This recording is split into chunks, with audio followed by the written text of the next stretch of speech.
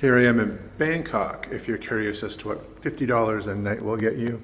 Right in the heart of the city. This is what they consider a cozy one-bedroom apartment for $50 US. Refrigerator, washer, dryer, which is awesome. Stovetop, microwave, a little table. You get a full small living room, TV, 2 mini splits, which is super important considering the heat. I am guessing that's the dryer. They said washer and dryer. I assumed it was that combo, but I have a feeling that's the washer and that's the dryer. But I'm right across from that building there with that interesting harpy looking figure. And this is the main bedroom, the only bedroom actually. You have a bed, mini split TV, and a show shower. I don't know what the hell this is.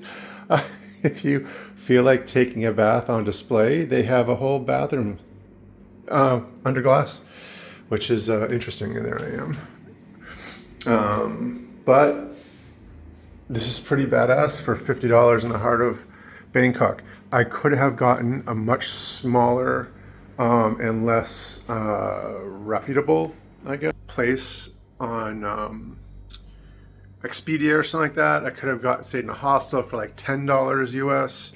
I could have rented a questionable place for 20 US, 30 US. I decided to be a little bit safer and go with Airbnb